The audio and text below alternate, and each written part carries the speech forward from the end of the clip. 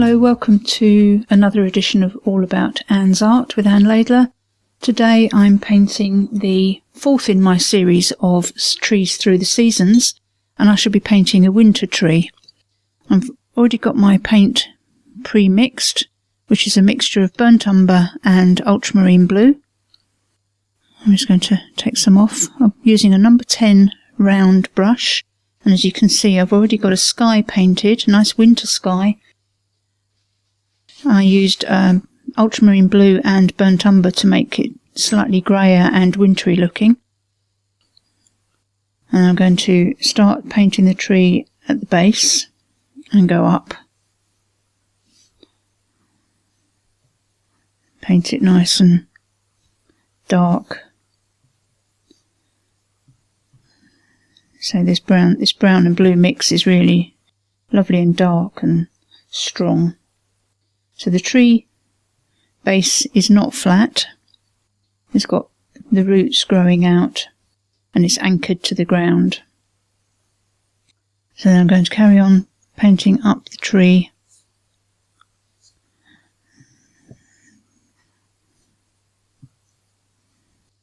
So that I can make sure my tree is going to be a lovely skeleton, as you get with winter trees. Okay, so I think what I'm going to do now is I'm going to move on to my number 5 brush so that I can paint some thinner lines, and then when I've finished with that I will go on and paint with a rigger brush. I'll just dry the brush on my bit of tissue. I always keep a bit of tissue to hand, either in my hand or next to the water pot, so that when I've washed my brush I can rinse the brush out and not transfer a whole brush full of water into my paint. And the problem with that is that if you do that, when you come to use your paint next time, it's weaker than when you've used it before. So you get a weak solution of the same colour. So each time you clean your brush you add a whole brush full of water to the paint. And that causes problems eventually because you've got so much water in your paint. You've got nothing there to use the same colour. So I'm just flicking some branches out here. I think that's enough using the number 5. And now I'm going to go on to using my rigger brush, which has got finer bristles and longer, so it holds more paint. So I'm now going to start putting some fine marks on here. Lots of thin lines at the end of the branches. When you look at winter trees in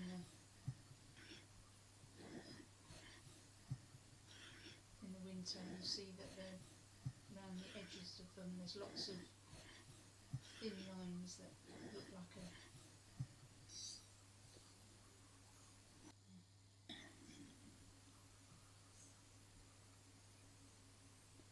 There we go.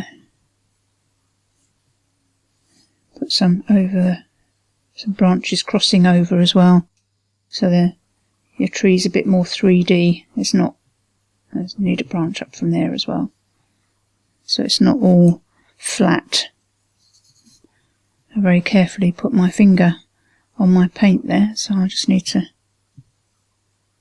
cover that up. And the other thing I must do before I go any further is scrape my bark so that I get the white lines using a small piece of credit card. As you can see, I've got just a thin edge with a round corner, and that's what I was using to scrape. That just makes the bark look a bit more textured. Just put a bit of extra paint on it there. So carry on making these wispy branches at the ends. When you do trees like this, you must never paint the branches in straight lines. nature doesn't really do straight lines, and the trees, they look very odd if they're just lots of lines going up like that. So let's paint a few more of these branches coming out and going all over the place. There's not really any pattern to this. All I'm doing is each time I do a branch, I'm taking another one out from it, so there's always a V at the end of the branch. Okay, I think that's probably enough. We've got a bit of a lumpy bit there, so we'll get rid of that. Make that a bit smoother as well. Okay, now what I'm going to do now is put a bit of muddy green at the base. So I'm just going to mix some quinacridone gold with some blue, ultramarine blue, and then a bit of burnt umber into that as well to make a muddy green. Yeah, that's nice. Nice deep sludgy green.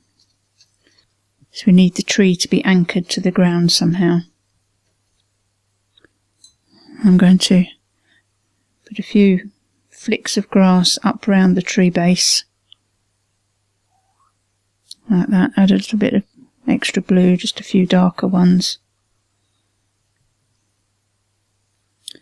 Add a bit of extra blue just to scrape along the bottom. So while the paint's wet, it bleeds in. Now the other thing I'm going to do is dry off my rigger brush, flatten it a bit and pick up some paint from the tree colour. Just test it on the tissue, and that's fine. I'm just going to scrape a few little bits around the outside. So if you look at winter trees, they've always seemed to have a halo around them. And this is just where they've got bits of dead tree and branch hanging on the branches. So look a bit like a skeleton leaf. So just give it a bit of a halo round.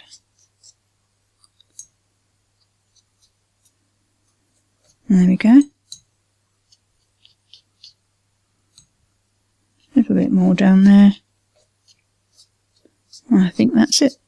The thing about doing something like this is less is more. You can go too mad and put too much on. I think I'm going to stop there, so I'll clean my brush. Right, the only thing remaining for me to do is to put in a small fence. So I'll just mix a bit of ultramarine and burnt umber together and put in a couple of fence posts and the metal across the top. Put them in a slightly wonky position rather than nice and straight so that they look natural. Just have a quick look.